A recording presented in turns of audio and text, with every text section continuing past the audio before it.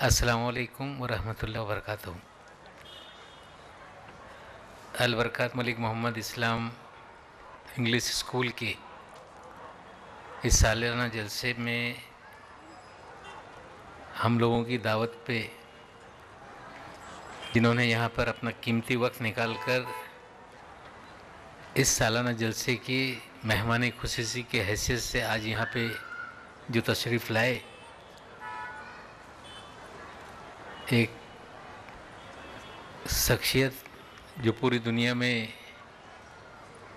इस्लाम की तबलीग को लेकर और इस्लाह को लेकर काम कर रही है, आली जनाब मौलाना शाकिर नूरी साहब, स्कूल की chairman doctor Saeeda Khan, Rizwan sir, Suhail Khandwani ji, Kalania साहब, तमाम ट्रस्टियान, आए हुए तमाम मेहमानान, तमाम वालिदैन और स्कूल में तालीम हासिल करने वाले तमाम बच्चों। 7 साल पहले स्कूल की शुरुआत हुई और शुरुआती दौर में सैकड़ों बच्चों से स्कूल की शुरुआत की गई और आज स्कूल में पिछले 7 सालों में लगभग 24 से बच्चों को यहाँ पे दाखिला दिया गया और 2400 बच्चे इस स्कूल में तालीम से आरास्ता हो रहे हैं। शुरुआती दौर में जब स्कूल खोला गया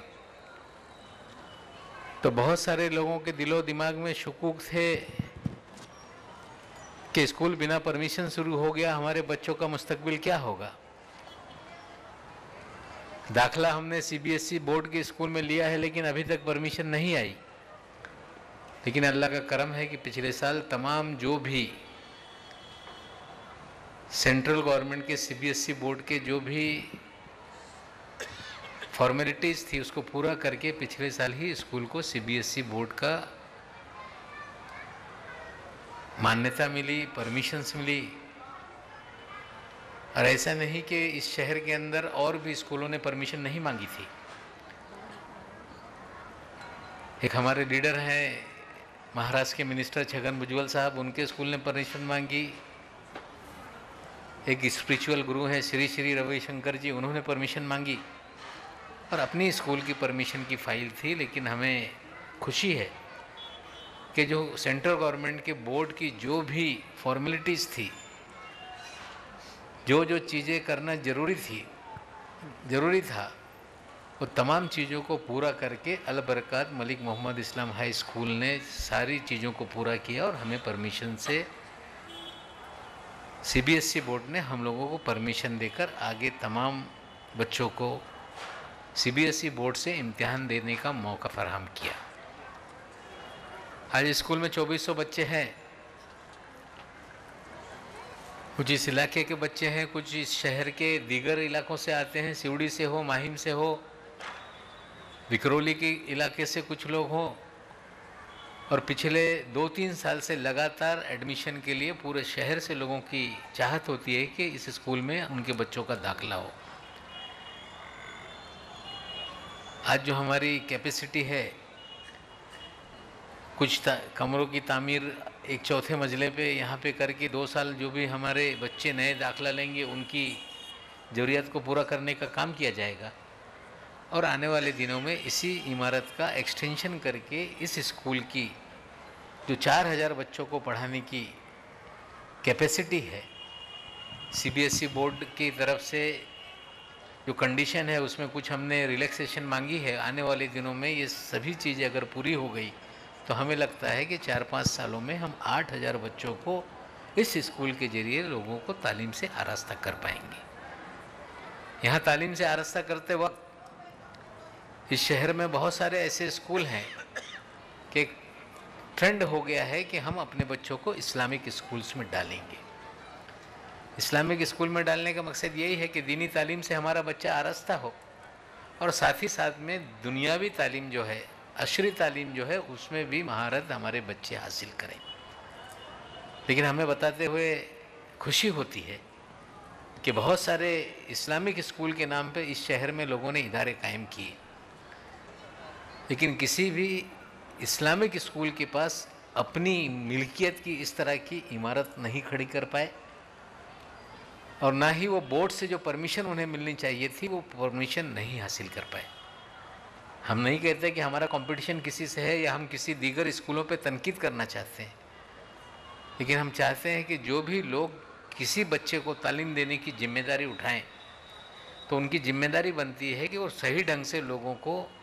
उस तालीम से आरास्ता करने का काम करें जिस मकसद के लिए वो इदारे कायम किए गए। आज इस शहर के अंदर दीगर CBSE बोर्ड के भी स्कूल हैं, उनके मुकाबले में हमारे जो टीचर हजरात हैं उनकी जिम्मेदारी बनती है कि बोर्ड का इम्तिहान आपका 2 साल में होगा, तो हम लोगों की भी तवक्कात आपके साथ हैं, और तमाम वो लोग जिन्होंने अपने बच्चों का मुस्तकबिल संवारने के लिए इस स्कूल में अपने बच्चों का दाखिला करवाया है, उनकी भी तवक्कुआत तमाम टीचर हजरात के साथ है कि जब पहला बोर्ड का नतीजा आए तो इस स्कूल का नतीजा 100% हो, और सिर्फ 100% के साथ साथ डिस्टिंक्शन और फर्स्ट क्लास से तमाम बच्चे यहाँ से पास हो। इन तवक्कुआत के साथ हम लोग आपसे उम्मीदें लगाए हुए हैं। तमाम हमारी प्रिंसिपल साहिबा हैं, टीचर हजरात हैं, उनकी भी जिम्मेदारी है, कलानिया साहब हैं, आप सभी की भी जिम्मेदारी है कि पहला नतीजा जब आए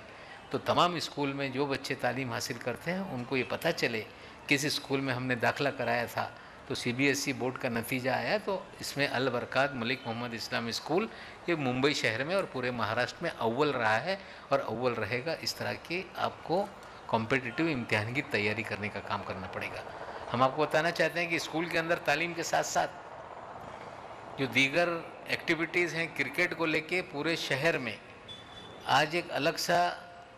सोचने पर लोग मजबूर हो गए। महाराष्ट्र स्टेट की चैम्पियनशिप की मैचेस हुई, पूरे स्टेट में अल बरकात हमारा स्कूल ये अंडर 14 जो 14 साल से कम उम्र के बच्चे थे उन्होंने चैम्पियन होकर पूरे महाराष्ट्र में 1 नंबर की पोजीशन हासिल करने का काम किया। जो 16 साल कम उम्र की जो हमारी MCA की टीम्स होती है उसके 16 साल वाले ग्रुप में भी इस साल स्कूल ने फाइनल जीतने का काम किया। पिछले साल 14 साल की जो लोअर ग्रुप था उसके अंदर फाइनल जीती थी। इस साल हायर ग्रुप के अंदर 2 राउंड में तमाम टीमों को बहुत अच्छी तरह से हम लोगों ने जीत हासिल करके लोगों के टीमों को हराने का काम किया। और कुछ लोगों ने उंगली उठाई कि स्कूल के बच्चे बहुत बड़े हैं। जब कोई स्कूल बहुत आगे निकलने लगता है,